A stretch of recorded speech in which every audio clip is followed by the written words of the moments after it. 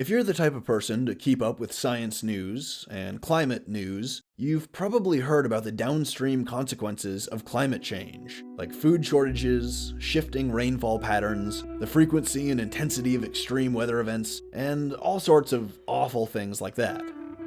Well, another variable that we have to consider is the spread of disease.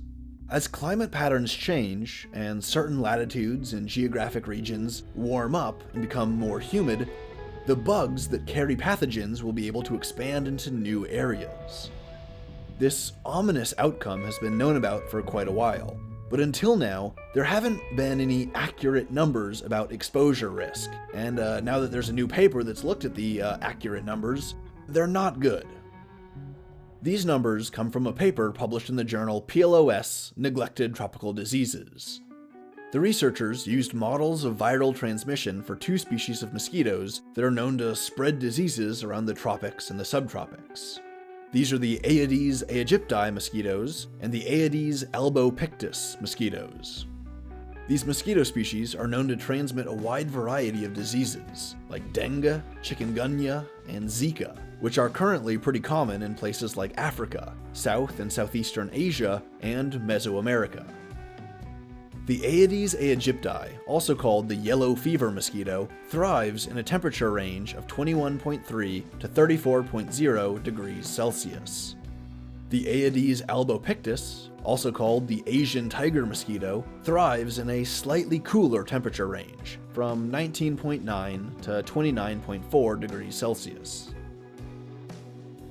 Now, when the viral transmission models are used in conjunction with the shifting temperature map and the projections for the temperature of future regions around the world, when they combined this, the researchers could predict where new outbreaks and heavier disease loads would become the most probable.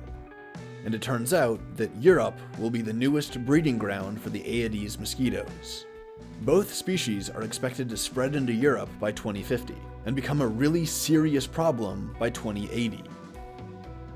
At this point, it's only a matter of time that mosquitoes make it across Russia, across the northern parts of Central Asia, across the southern parts of Siberia, and into Alaska, down into Canada, and then the US, and then Mexico. In Southeastern Asia, the mosquitoes that already live in Mexico will also easily move north into North America. In Southeast Asia, the climate shifts will push the mosquitoes farther out to sea, into Oceania and Australia. The researchers estimate that in North America, by 2050, more than 87 million people will be newly exposed and at risk. By 2080, this is expected to reach almost 100 million people.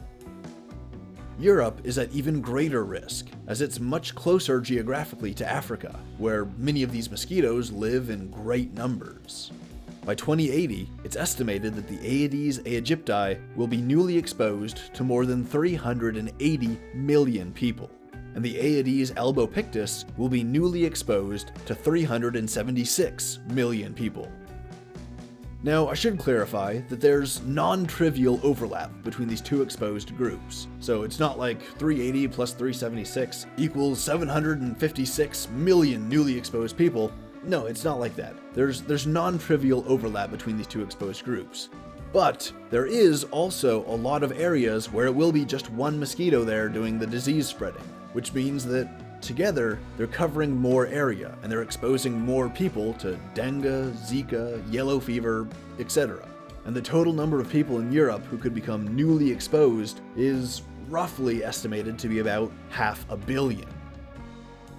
These same climate models also suggest that the areas where mosquitoes are now, like the Caribbean, Africa, and Southeast Asia, will become much too hot for them by 2050 and 2080, which will cause infection rates and disease load to actually go down in these regions as time goes on. So that's a really good thing.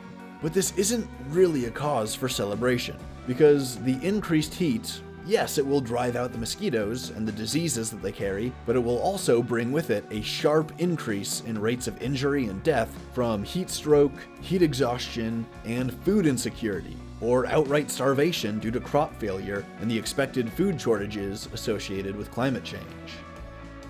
I haven't even begun to mention all of the people who will be newly exposed in South America and Australia and Eastern Asia, and everywhere else that's going to be newly exposed to these mosquitoes. Colin Carlson, PhD, is a co-author of the study and postdoc at Georgetown University.